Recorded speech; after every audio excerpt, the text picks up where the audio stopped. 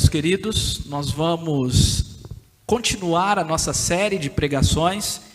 Nós estamos estudando esse tema, Nada Faz Sentido, e hoje nós vamos para Eclesiastes, capítulo 3, estudaremos os versículos 1 a 15, e a temática de hoje é o Senhor do Tempo. Então abra sua Bíblia em Eclesiastes, capítulo 3, nós estaremos lendo os versículos de 1 a 15. Você que está acompanhando também em sua casa, deixa a sua Bíblia aberta, pegue a sua Bíblia de papel, ou abra a sua Bíblia em um outro aparelho, para você não precisar sair do vídeo, para que você possa acompanhar a leitura, o texto, e depois, quando eu voltar ao texto, você entender o que está sendo dito aqui. Amém? Esse texto talvez seja um dos mais conhecidos textos de Eclesiastes. É o texto sobre o tempo. Inclusive, é um texto que transcende as barreiras eclesiásticas. As pessoas do mundo, as pessoas que não são cristãs, conhecem esse texto e citam esse texto, e elas nem sabem quem disse esse texto, nem sabem que está na Bíblia. Falam como se fosse um texto de cultura popular, um texto de um pensador popular e secular. Então é um texto extremamente conhecido, mas também muito mal entendido. E nós vamos entender na perspectiva correta hoje, compreendendo este Senhor do tempo que está por trás desse texto e de todo o livro de Eclesiastes. Diz assim a palavra do Senhor: tudo tem o seu tempo determinado. Há tempo para todo propósito debaixo do céu.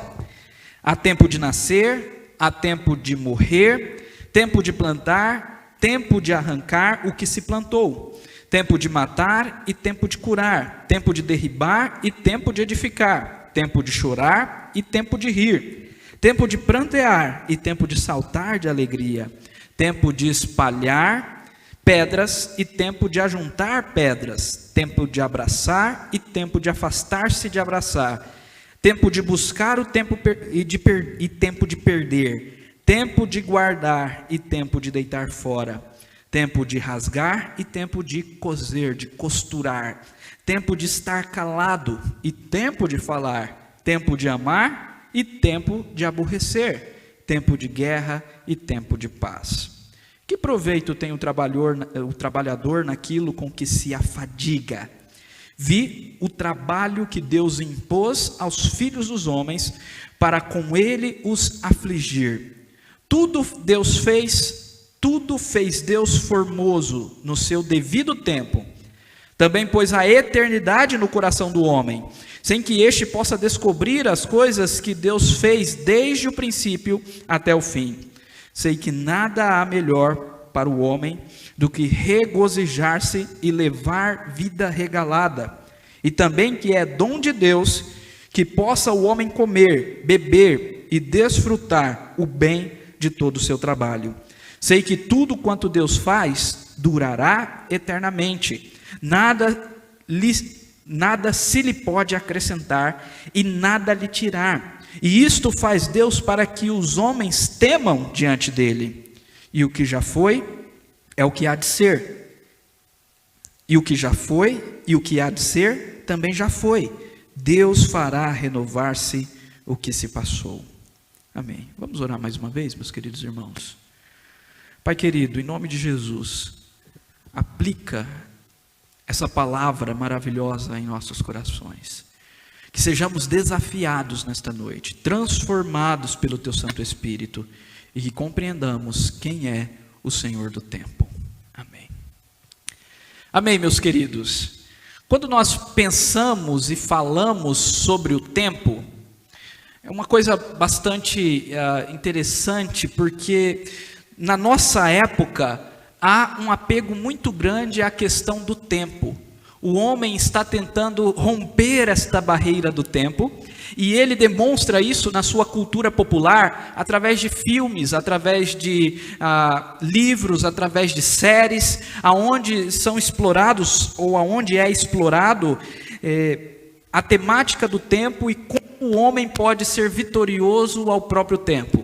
Como, por exemplo, os irmãos todos conhecem o último filme dos Vingadores, aonde a vitória se deu por meio do rompimento da barreira do tempo. Eles voltaram no tempo.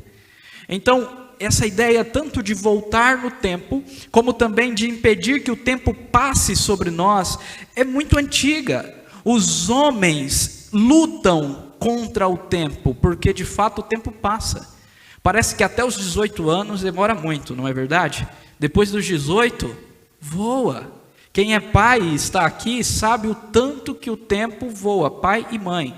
Quando você olha para o seu filho e pensa, já se foram 5 meses no meu caso, 2 anos, 3 anos, 10 anos, 18, já está casando, nasceu ontem. O tempo voa. E nós somos como a brisa, como o Senhor nos diz. Nós somos como a relva que de manhã floresce e à tarde seca, murcha e morre.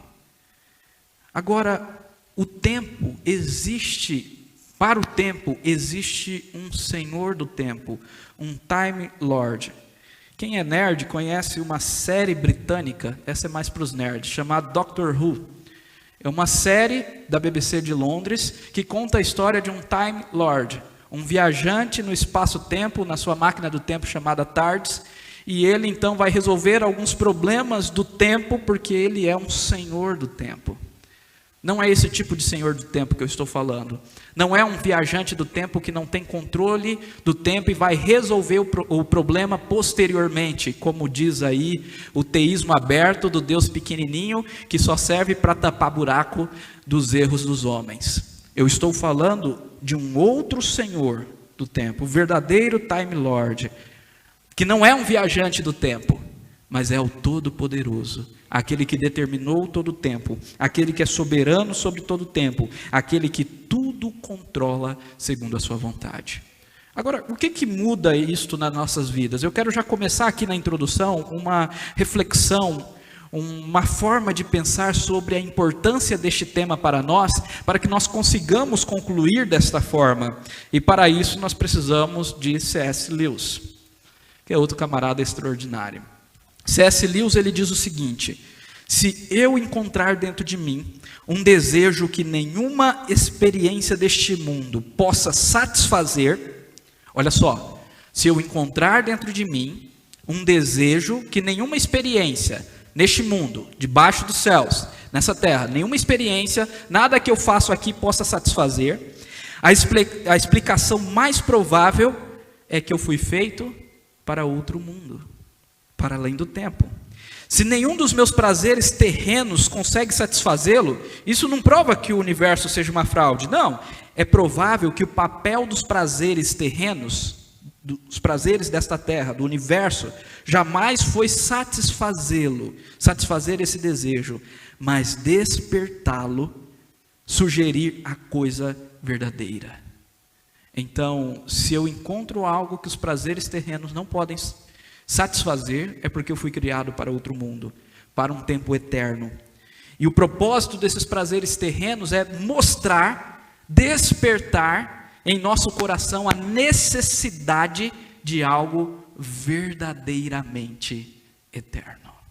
Eu quero concluir dessa forma, da maneira que eu iniciei. Mas antes disso, vamos caminhar um pouquinho do texto. Vamos entender este texto em nome de Jesus. Para nós contextualizarmos, vamos entender o que nós já estamos falando aqui. Nós estamos falando sobre a busca de sentido e significado para a vida. Inclusive o tema da nossa série é: nada faz sentido? Então essa é uma pergunta muito relevante, uma pergunta que nós já encontramos no início de Eclesiastes, no capítulo 1, no versículo 2, onde a versão da NVI diz que nada faz sentido, que tudo é inútil, tudo é correr atrás do vento. Então, pegando essa tradução da NVI, nós perguntamos: nada faz sentido? E nós já falamos sobre sentido e significado. E eu quero trazer uma citação aqui que eu não trouxe na semana passada, desse camarada chamado Viktor Franklin, que foi um homem que, enquanto criança, sobreviveu ao campo de concentração de Auschwitz. E depois de adulto ele se tornou professor de psiquiatria na Universidade de Viena. Então ele enfrentou um campo de concentração. Como judeu, ele estava lá naquele campo e sobreviveu. e ele disse o seguinte: a busca do indivíduo por sentido é a motivação primária da vida. Sentido, significado, aquilo que move a vida. E nós estamos aprendendo que debaixo do sol, e essa é uma expressão importante em Eclesiastes, a perspectiva debaixo do sol, sem levar em conta, sem nenhuma perspectiva acima ou além do sol, sem levar em conta Deus, essa perspectiva debaixo do sol mostra que todo o esforço humano é inútil, que nada faz sentido e que tudo é correr atrás do vento. Então, se nós não considerarmos aquilo que está além do sol, aquilo que é eterno, se nós pensarmos apenas nessa vida, na perspectiva da vida em si mesmo, dessa vida terrena, temporal, nada faz sentido mesmo. É o existencialismo isto.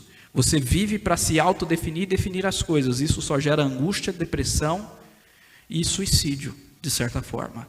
Então, nós aprendemos no decorrer do estudo, no primeiro sermão, que tudo é fútil e inútil se pensado debaixo do sol, mas quando colocamos Deus na história, há utilidade. Nada das coisas que Deus nos manda é fútil. Isso é muito importante.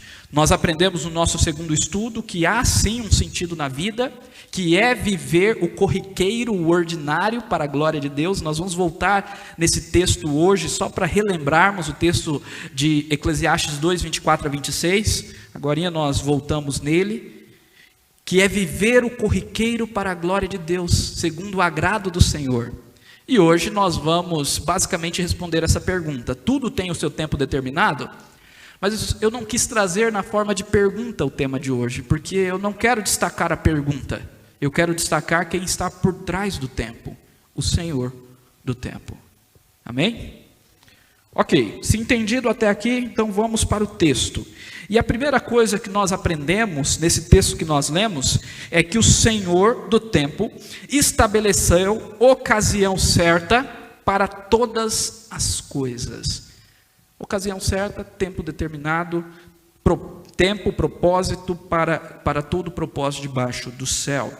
E então ele começa dizendo aí no versículo 1, tudo tem o seu tempo determinado. O que está sendo dito aqui? Que o Senhor determinou todas as coisas. Aqui existe um princípio teológico muito importante. E esse princípio é muito importante para compreendermos toda esta passagem.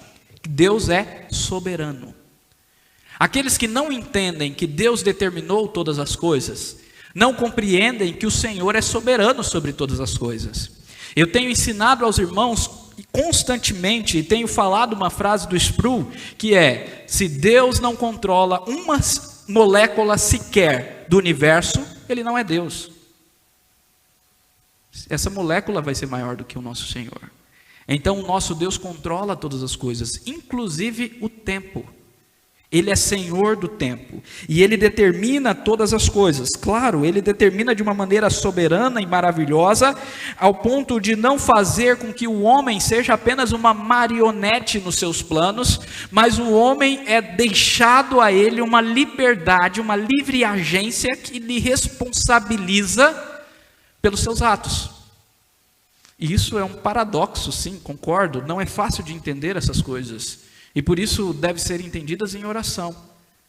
Devem ser entendidas através de jejum, através de muita leitura da palavra. Agora, nós não podemos rejeitar o que é uma verdade bíblica, o que está escrito nas escrituras sagradas, porque eu penso diferente, porque o fulano de tal acha que é assim, porque o fulano de tal diz que Deus é um Deus pequenininho que tapa buraco dos problemas dos homens, dos estragos que os homens fazem, como o teísmo aberto, e temos pensadores brasileiros dessa teologia medíocre. Meus irmãos, Deus é soberano, e Ele determina todas as coisas. Entendam, nós não estamos querendo cair aqui num determinismo pessimista, naquela coisa, como, por exemplo, o filósofo que diz que nós vivemos nos melhores dos mundos possíveis, Leibniz, que disse isso, e cai num determinismo como se Deus não permitisse uma liberdade ao homem de livre agência. Não é isso que nós estamos dizendo, mas estamos dizendo que até a liberdade do homem é determinada pelo Senhor. porque Ele é soberano e Ele é Senhor sobre todas as coisas. Então, essa primeira afirmação indica isso. Deus estabeleceu um tempo, uma extensão de tempo, uma ocasião certa para todas as coisas. Tudo o que acontece até a pandemia da Covid-19 foi estabelecido e determinado pelo Senhor. E Ele tem um propósito com isto. Por isso que nós oramos. Olha como é incoerente a geração atual. Por que nós oramos pedindo para que Deus abrevie os dias da pandemia? Porque cremos que Ele tem controle.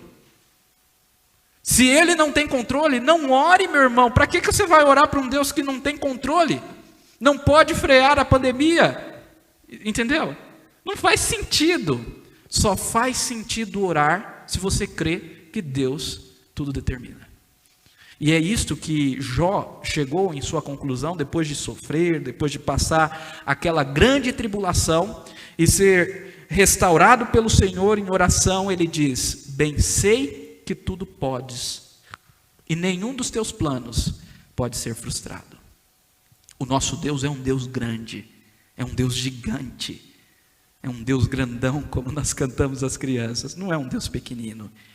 Ele tudo pode, e nenhum dos planos dele pode ser frustrado. Então, a perspectiva do tempo cai nessa ideia clara que nós temos um Senhor acima de todas as coisas. E o texto continua dizendo que há tempo, ou todo o tempo está determinado, toda ocasião está determinada, e há tempo para todo propósito debaixo dos céus. E isso cai exatamente nessa questão da vontade que eu falei. Porque o termo propósito aqui pode ser traduzido por vontade, para toda vontade. Vontade de quem? De Deus. Para todo o seu deleite. É um termo que é traduzido em alguns textos como deleite. Aquilo que Ele tem prazer, aquilo que Ele quer fazer. Há tempo para todas essas coisas. E o autor, então, vai trazer de maneira poética 14 duplas aqui, 14 pares de opostos, aonde ele repete aqui nessa passagem 28 vezes a palavra tempo. Vamos ver esses 14 pares? Primeiramente ele diz, esses são os propósitos: há tempo de nascer e morrer, plantar e arrancar, matar e curar, derribar e edificar, chorar e rir, prantear e alegrar, espalhar pedras e ajuntar.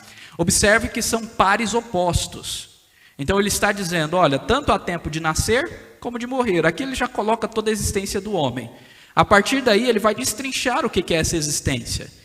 Então se há tempo de nascer, o início do homem no tempo. Há tempo também de morrer, que é o final do homem no templo. Depois da morte, o que vem? A eternidade.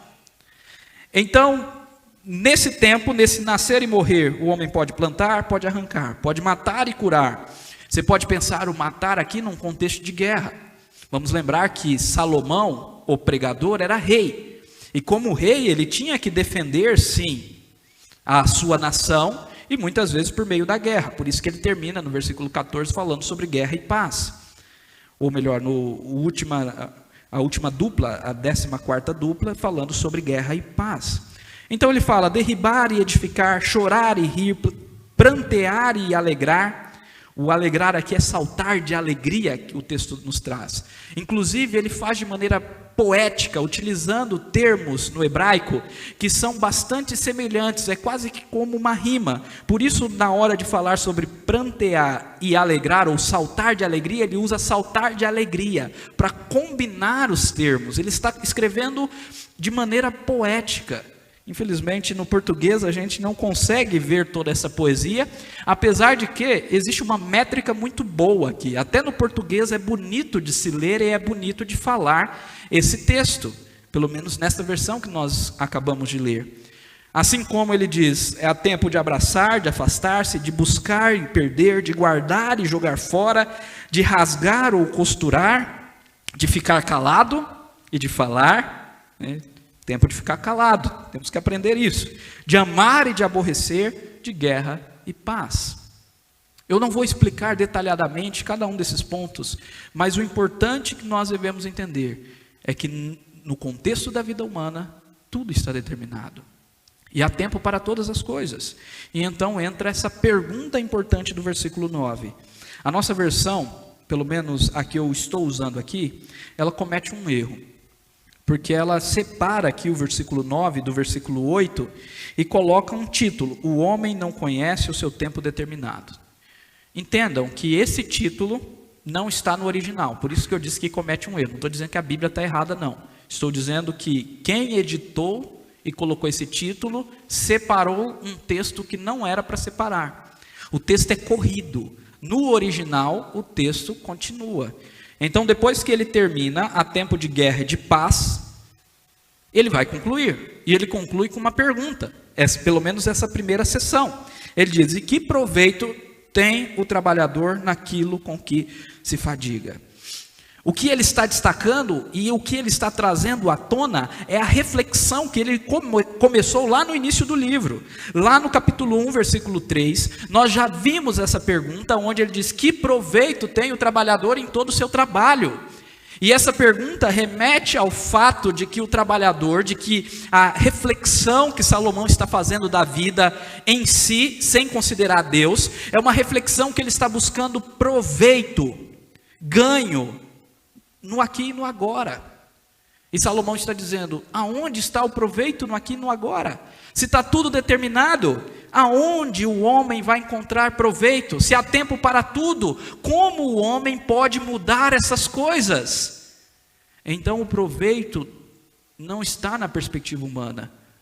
Tem que ter algo mais, tem que ter algo além do tempo, para ter propósito, para ter proveito, para ter ganho, para ter lucro. Tem que ter algo além do tempo. E aqui, uma citação do Walter Kaiser para nós meditarmos. Toda a vida se desdobra sobre a determinação da providência divina. Toda a vida. É isso que esses versículos até o 9 nos diz. Toda a vida está se desenrolando sobre a determinação do que? Da providência. Providência é um termo teológico também, que significa que Deus provê a nós diariamente. Providência remete ao fato que Deus não está apenas no céu, longe de nós, deu corda no universo e se ausentou, como muitos iluministas no século 17, 18 criam. Não, Deus, ele é um Deus presente no aqui e no agora. Essa chuva que cai só caiu porque Ele fez cair hoje, porque Ele, pela sua providência, agiu nesse momento da chuva cair. É isso que significa a providência. Então tudo é determinado, mas o Deus providente age no tempo. O nascimento, a morte é determinado, o cultivo, a colheita, as alegrias, as tristezas, o adquirir, o perder, o falar, o ficar calado, a guerra, a paz, a pandemia ou o tempo de saúde e prosperidade. Tudo tem o seu tempo determinado, e essa determinação vem da providência divina. Uma vez que todas as coisas, preste atenção nessa conclusão, este que é o ponto aqui. Uma vez que todas as coisas têm o seu tempo designado por Deus, todo o trabalho de uma pessoa, por si mesma, não pode mudar o tempo, ou mudar os tempos, as circunstâncias, ou o controle dos eventos. É exatamente esta a conclusão dessa pergunta do versículo 9. Que proveito tem o trabalhador naquilo com que se afadiga? Aonde o trabalhador vai conseguir o seu lucro? Ou por meio do seu trabalho, o trabalhador consegue mudar as circunstâncias do tempo e da sua vida e ser imposta ao tempo? Não. Por mais que uma pessoa trabalhe, ela não pode mudar os tempos, as circunstâncias, ou ela não tem controle nos eventos. Nós somos finitos. Aqui é um choque de realidade. O Senhor Deus é eterno. Isso, por exemplo, nós vemos no Salmo 90, o Salmo de Moisés, quando ele diz: de eternidade em eternidade tu és Deus. Tu reduzes os homens ao pó e diz: tornai filhos dos homens. Então Deus é eterno e nós somos pó. Que proveito tem o homem? O homem não pode mudar os tempos, as circunstâncias, controlar os eventos. Nós não temos controle de nada. As grandes corporações do nosso mundo não conseguem acabar ou erradicar uma pandemia em tempo hábil de se espalhar ao mundo todo. Estamos vendo isto. Nós não temos o controle do que vai acontecer conosco ao sair daqui. mas Deus tem, e tudo tem o seu tempo determinado. Ok, em segundo lugar, então, agora os versículos 10 a 13, o Senhor do tempo colocou a eternidade no coração do homem. Nós vimos em primeiro lugar que o Senhor do tempo estabeleceu, determinou ocasião certa para todas as coisas, e agora em segundo lugar que o Senhor do tempo colocou a eternidade no coração do homem. Olha aqui que dizem os versículos aí. Vamos pular o versículo 10, vamos direto para o 11, onde é dito exatamente isso que está aparecendo aí nos slides. Tudo fez Deus formoso, no seu devido tempo. Também pôs a eternidade no coração do homem, sem que este possa descobrir as obras de Deus, as obras que Deus fez, desde o princípio até o fim. Primeiramente, nós temos uma expressão aqui que diz, tudo Deus fez formoso, ou tudo fez Deus formoso. Essa expressão formoso ou formosa, essa expressão ela traz a ideia de que Deus fez tudo belo, mas não apenas belo, Deus fez tudo bom. É uma expressão que é difícil de ser traduzida para remeter exatamente o que ela quer dizer.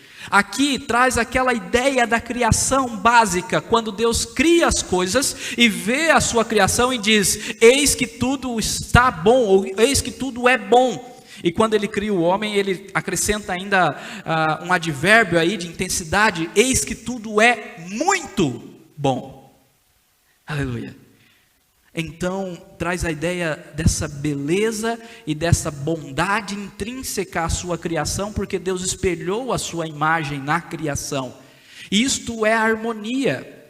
Eu falei aos irmãos em um dos áudios devocionais essa semana, que a harmonia da criação, o fato da criação estar funcionando tudo de maneira correta, isso antes da queda, claro, a harmonia da criação é o que nós chamamos de shalom, um termo que é muito traduzido por nós como paz, mas é muito além de paz, é harmonia, é isso que está aparecendo aqui, é tudo muito bom, é tudo muito belo. Então tudo que Deus fez é bom e belo, Deus fez as coisas boas, Deus fez as coisas de uma maneira bela, e tudo no seu devido tempo. Claro que aconteceu um grande problema, e por isso eu pulei o versículo 10, porque o versículo 10 fala sobre o problema, ou fala sobre a consequência do problema. Ele diz, vi o trabalho que Deus impôs aos filhos dos homens, para com ele os afligir. Na semana passada nós vimos um texto bastante semelhante, que dizia que Deus aflige o homem com o trabalho. E por que Deus aflige o homem com o trabalho? Por causa do pecado. O pecado do homem destruiu a shalom da criação. E então não apenas o homem está debaixo de maldição, mas toda a criação está. Por isso que nós vemos a criação gemendo. Paulo diz, a própria criação geme esperando a redenção dos filhos de Deus, porque ela foi sujeita, não voluntariamente, mas foi sujeita à maldição. Isso está lá em Romanos 8, por causa daquele que a submeteu. O homem, por causa do seu pecado, amaldiçoou não apenas a si mesmo, trazendo a morte para si, a finitude para si, mas também para a criação. E por isso nós vemos a nossa terra gemendo, com pandemias, com furacões, com terremotos, e por aí vai, aquecimento global. Olha esse ano, meus irmãos, o quanto ficou quente, no início da primavera, algo que não é comum, no final do inverno, calor e muito calor, porque a criação está gemendo por causa do homem, e o trabalho do homem, entendam, Deus determinou que o homem viesse a trabalhar, e o trabalho é bom, o trabalho não é ruim, porque Deus deu ao homem o trabalho. A maldição de Deus em cima do trabalho é o cansaço, é o enfado, é o homem ficar angustiado por causa do seu trabalho, não estar satisfeito no seu trabalho, trabalhar e nunca encher aquele balde que ele tenta encher, que é furado. O homem é um poço sem fundo, né? Tenta encher esse poço com trabalho, com riqueza, e nunca preenche. Então é isso que acontece. Deus impôs essa maldição, e lá em Gênesis capítulo 3, versículo 17, nós vemos isso. Por causa do pecado de Adão, e a terra é amaldiçoada. Maldita é a terra por tua causa. Ela produzirá cardos e abrolhos, e pelo suor do teu rosto tu comerás. É isso que o versículo 10 está dizendo. Vi o trabalho que Deus impôs aos filhos dos homens. Agora, Deus não fez apenas isso. Deus fez uma outra coisa, que é de maneira positiva, mas que para o ímpio é de maneira negativa. Então, de um lado, Deus impõe o trabalho, a maldição sobre o trabalho para afligir aos homens. Do outro lado, Deus coloca no coração do homem a eternidade, para que o homem entenda que ele não foi criado apenas para o aqui e agora. É aquilo que C.S. Lewis estava dizendo lá no início. Se eu encontro algum desejo neste mundo que não possa me satisfazer, certamente é porque eu fui criado para outro mundo. Deus colocou no homem o desejo pela eternidade. Por isso que nós buscamos saciar o nosso coração nas coisas, no trabalho, nas conquistas, e nada disso vem preencher o nosso coração. Conquistamos, nós falamos, vou ser feliz quando casar. Casamos e não paramos por aí, não ficamos satisfeitos, queremos mais. Vou ser feliz quando conseguir que a minha empresa tenha sucesso. Minha empresa tem sucesso e eu não estou satisfeito, quero que ela vá além. E nada pode satisfazer, por quê? O texto diz, porque Deus pôs a eternidade no coração do homem. O termo eternidade aqui é olam, que é um termo belíssimo, que aponta para o fato de que só o eterno pode satisfazer o homem, e que também o homem foi criado para não morrer. A morte é consequência do pecado, mas nós não fomos criados para morrer. Então, por isso que a morte nos aterroriza muitas vezes, porque não é algo normal. Ninguém foi criado para morrer. A morte é consequência do pecado do homem. E o texto continua dizendo, Deus pôs a eternidade no coração do homem, sem que este possa descobrir as coisas que Deus fez desde o princípio até o fim. É interessante isso daqui, porque o autor, Salomão, ele nos mostra aqui que nós mortais, nós temos uma curiosidade inata e uma capacidade para aprender as coisas, mas nessa curiosidade, nessa capacidade de aprender as coisas, nós não conseguimos ser saciados pelo conhecimento humano. Se você buscar conhecimento, e Salomão, ele era um sábio, não apenas um sábio no sentido de ser bênção no povo de Deus, um sábio por causa do Espírito de Deus que estava sobre ele, mas um sábio também nas filosofias humanas. Ele já mostrou essa sabedoria que ele analisou e percebeu que só traz enfado e canseira, essa sabedoria humana. E ele diz, Deus colocou isso no homem. Ele vai buscar conhecimento, a sua curiosidade vai buscar as coisas, teorias de conspiração, notícias e mais notícias, livros e mais livros, consome, tantas teorias, tantas ideias, e nada disso sacia o coração. Por quê? Porque só o eterno. Por isso que Jesus diz, a vida eterna é esta, que te conheçam a ti, o único Deus, e a Jesus Cristo, a quem enviastes. João 17, aleluia. Mas, mesmo Deus trazendo ao homem essa eternidade e esse desejo insaciável de descobrir as coisas, ainda assim Deus dá um dom para o homem, que é desfrutar das coisas ordinárias e corriqueiras. Aquilo que nós concluímos na semana passada, quando lemos Eclesiastes capítulo 2, versículos 24 a 26. Deixa eu ler primeiramente os versículos 12 a 13, que dizem: sei que nada há melhor para o homem do que regozijar-se e levar a vida regalada, e também que é dom de Deus, que possa o homem comer, beber e desfrutar o bem de seu trabalho, o bem de todo o seu trabalho. E lá em Eclesiastes capítulo 2, versículo 24 a 26, volte um pouquinho a sua Bíblia, é dito o seguinte: nada melhor para o homem do que comer, beber. Olha, é a mesma ideia. Basicamente aqui em capítulo 3 é um resumo de Eclesiastes 2, 24 a 26. Então nada melhor para o homem do que comer, beber e fazer com que sua alma goze, o bem do seu trabalho. No entanto, vi que isto vem da mão de Deus. Pois separado deste, quem pode comer e quem pode alegrar-se? Porque Deus dá sabedoria, conhecimento e prazer ao homem que lhe agrada, mas ao pecador dá trabalho, para que ele ajunte e amontoe, a fim de dar àquele que agrada a Deus. Também isto é vaidade e correr atrás do vento.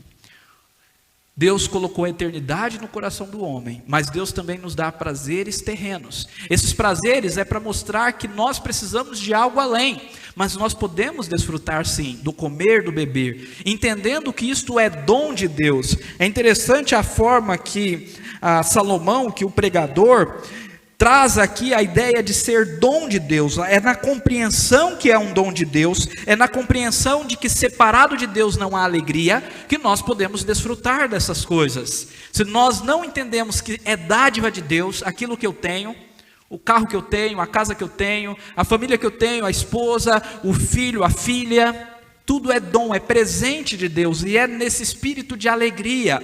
A igreja que eu tenho, poder congregar, poder escutar por meio de um celular a palavra de Deus, por não estar podendo vir presencialmente, a saúde, o ar que respiramos, tudo é dom, é dádiva de Deus para nós.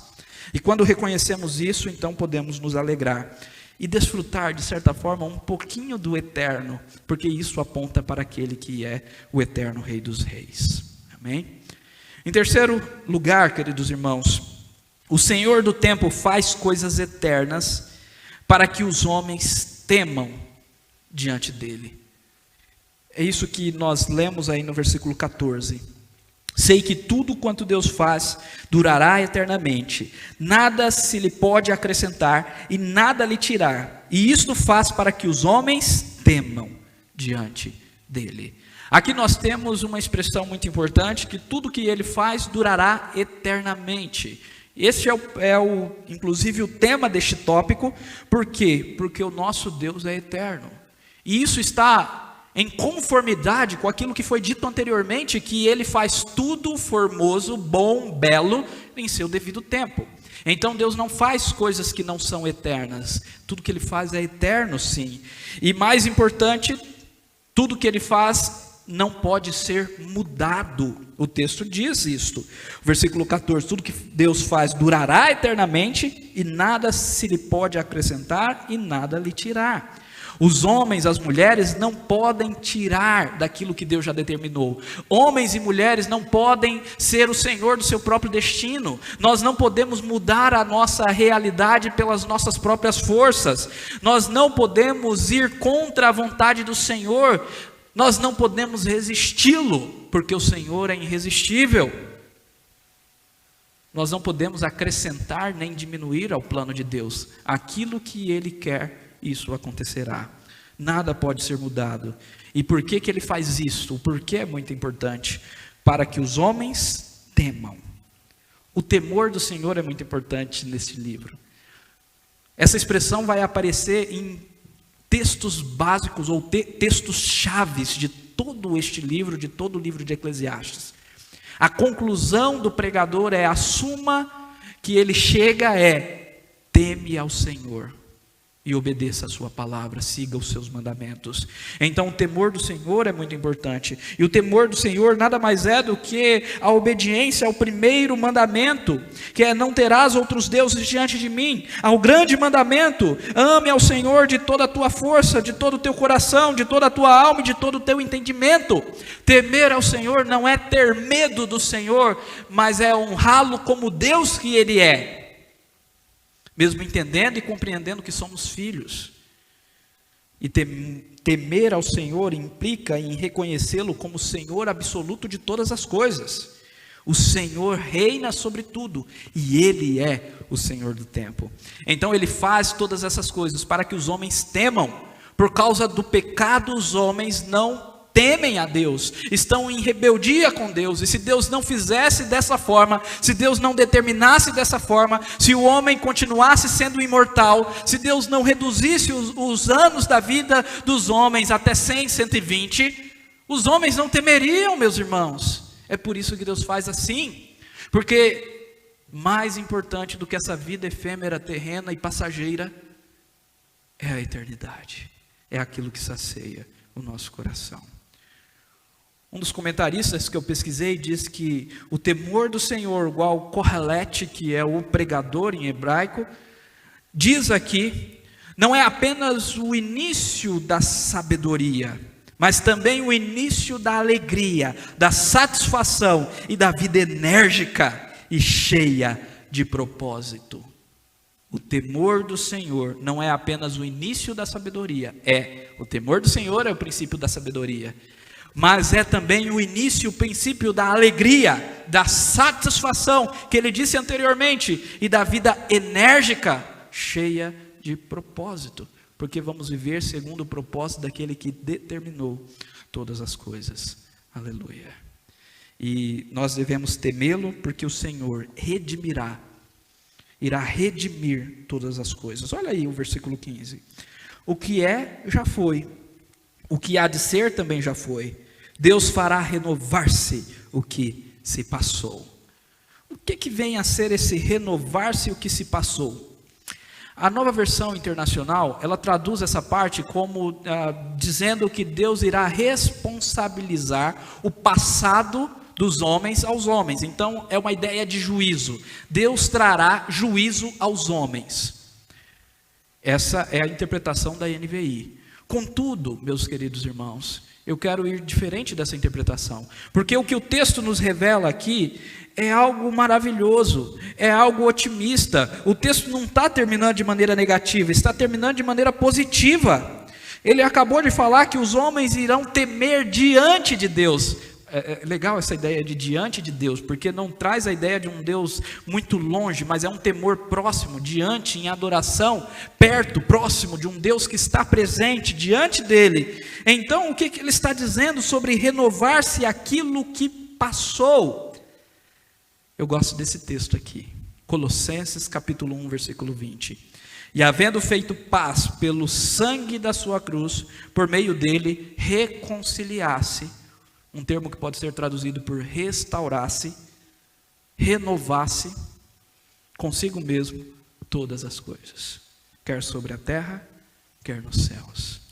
Então, renovar todas as coisas nesse tom otimista é muito mais do que trazer castigo aos homens no seu enfado e na sua canseira, mas é trazer aquilo que passou, ver o tempo destruído por causa do pecado e restaurá-lo para algo perfeito e eterno. É restaurar o homem para o imortal, é restaurar o coração do homem. Aleluia. E por isso John Stott diz: somente Deus pode dar significado à vida, porque só Ele pode suprir o que está faltando. Deus adiciona eternidade ao tempo. Eternidade ao tempo. Ele vem ao tempo. Deus adiciona transcendência ao espaço. E por isso é que o temor do Senhor é o princípio da sabedoria, pois a sabedoria começa com um humilde reconhecimento da realidade de Deus. Aleluia. Irmãos, já caminhando para a conclusão, eu não poderia concluir esse texto sem trazer à mente de vocês sobre aquele que veio na plenitude dos tempos. Nós estamos falando sobre o Senhor do tempo, mas quem é este? É um Deus distante que está nos céus, ou um Deus que rompeu os céus e veio a esta terra? Sim, é um Deus que está no seu trono de glória, e também um Deus que desceu ao tempo, ao espaço, que morou nesta terra, que viveu há 2000 anos atrás, que veio na plenitude dos tempos. Paulo diz lá em Gálatas capítulo 4, versículos 4 a 7, vindo porém, quem? Jesus veio, vindo Jesus, porém, a plenitude do tempo, Deus enviou o seu Filho nascido de mulher, nascido sob a lei, para resgatar os que estavam sob a lei, a fim de que recebêssemos a adoção de filhos. Então, vindo a plenitude do tempo, Deus enviou o seu Filho, no tempo. Ele nasceu de mulher, ele nasceu debaixo da lei, para nos resgatar, para a fim de recebêssemos a adoção de filhos. E porque vós sois filhos, enviou Deus ao nosso coração o Espírito do seu Filho, que clama: Abba, Pai. pai, papai, de sorte que já não és escravo, porém filho, e sendo filho, também herdeiro por Deus. Lá em Efésios capítulo 1, versículos 9 e 10, Paulo diz a mesma coisa. Ele diz: desvendando-nos o mistério da sua vontade, segundo o seu beneplácito que propusera em Cristo, de fazer convergir em Cristo, na dispensação da plenitude dos tempos, todas as coisas, tanto as do céu como as da terra. O nosso Senhor Jesus Cristo veio na plenitude dos tempos, e porque Ele veio, nós somos chamados filhos de Deus. Nós podemos romper o tempo. Nós não estamos fadados ao tempo. Nós não estamos fadados à finitude. Aleluia.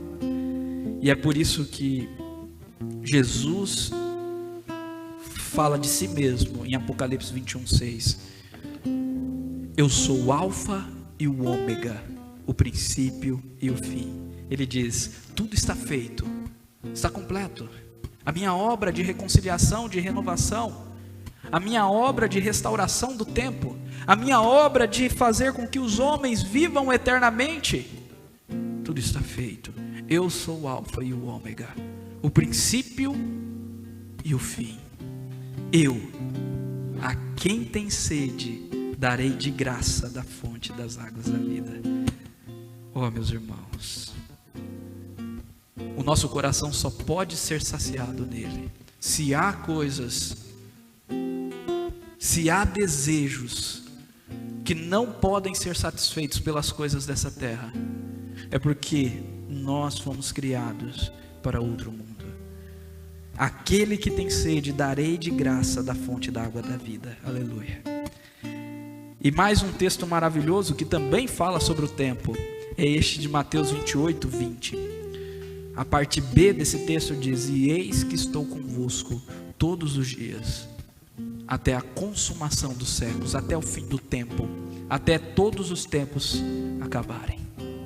Meus irmãos, isso dá descanso para a nossa alma. Saber que o Senhor está conosco.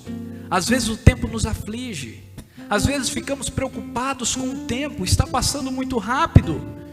Às vezes, ao olhar para frente e saber que o fim de todo homem é a morte, nós ficamos desesperados. Mas nós precisamos crer nessa verdade maravilhosa, que os nossos tempos estão nas mãos de Deus. E nós precisamos então confiar e descansar nisto. Descansar no fato de que o Senhor age em todas as coisas para o bem dos que o amam. Estou citando textos bíblicos aqui. Ele age no tempo, no aqui e no agora, até numa pandemia, para o bem daqueles que o amam. E entender plenamente que a sua vontade é boa, perfeita e agradável. Sim, Ele determina todas as coisas, inclusive as coisas que nós passamos de ruim, as tribulações. Mas por que, Senhor?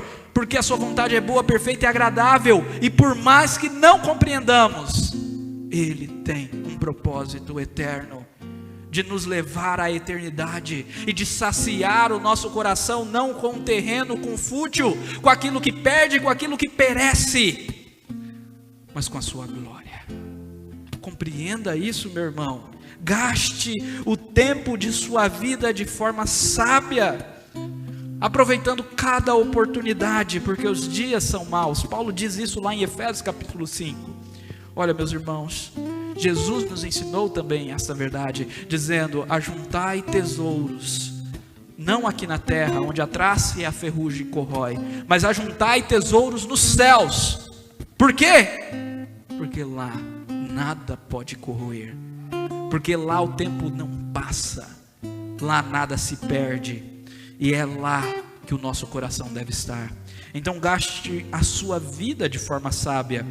É muito interessante que a sabedoria sempre é ligada à forma de gastar a vida, à forma de entender que a nossa vida é passageira. É isso que o salmista no Salmo 90 diz: ensina-nos a contar os nossos dias, para que alcancemos coração sábio. Um texto muito utilizado em aniversários. E o que é contar os nossos dias? É saber que os dias aqui na terra são curtos. estão passam rápido demais. São curtos demais para gastarmos tempo com fútil, com inútil, com buscas humanas de prazer, de riquezas, de autorrealização, e esquecer o que verdadeiramente importa, e deixar a família. Hoje pela manhã nós estávamos falando aos homens, no encontro de homens, como é importante priorizar a família, guardar e cuidar, cultivar a família, priorizar nesse sentido. E como nós vemos homens vivendo o trabalho, trabalhando de segunda a segunda e não deixando sequer tempo, uma sequer hora para os seus filhos, que crescem em desespero, irados, se sentindo sozinhos, com tristeza, depressão e por aí vai. Aproveite o seu tempo, a vida passa.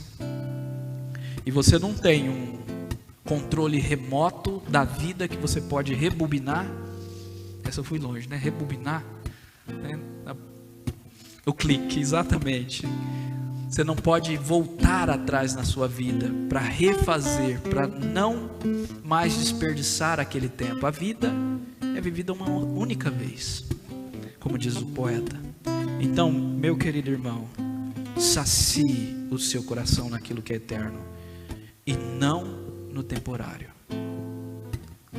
E por fim, creia que o Senhor está contigo todos os dias e que Ele é o princípio e o fim. Curva sua cabeça e vamos orar. O vento toca o meu rosto, me lembrando que o tempo vai com ele, levando em suas asas os meus dias desta vida passageira. Minhas certezas, meus conceitos, minhas virtudes, meus defeitos, nada pode detê-lo. O tempo se vai, mas algo sempre guardarei. O teu amor um dia eu encontrei. Os meus sonhos o vento não pode levar. A esperança encontrei no teu olhar. Os meus sonhos a areia não vai enterrar, porque a vida recebeu te encontrar. Nos teus braços não importa o tempo, só existe o momento de sonhar. E o medo que está sempre à porta, quando estou com você, ele não pode entrar. O tempo se vai, mas algo eu sempre guardarei. O teu amor um dia eu encontrei. Coloquemos de pé, meus irmãos, fiquemos de pé. Aleluia, glória a Deus. Vamos orar, vamos nos colocar diante dele. Senhor Deus, o Senhor é o dono, o soberano Senhor sobre todo o tempo. Ó Pai, o nosso Senhor Jesus Cristo veio na plenitude dos tempos para nos redimir, para nos resgatar da finitude e para colocar em nosso coração a eternidade e saciar o nosso coração de Ti, aleluia. Ó Pai, que nós possamos compreender que a vida é passageira e compreendendo assim, ó Deus, vivermos para a Tua glória e unicamente para a Tua glória, buscando aquilo que verdadeiramente sacia e satisfaz o nosso coração e não desperdiçando o nosso tempo com o fútil, com o inútil, com aquilo que não tem sentido. Mas muito obrigado, ó Pai, porque mesmo que venhamos desperdiçar o nosso tempo, Jesus não desperdiçou dele. Ele viveu a vida perfeita por nós, para nos dar, ó Deus, todo tempo eterno para a tua glória. Aleluia. Aplica essa palavra aos nossos corações em nome de Jesus. E agora, irmãos, que a graça e a paz do nosso Senhor Jesus Cristo, o amor de Deus e as santas consolações do Espírito estejam sobre vós, povo do Senhor, hoje para todos sempre. Amém.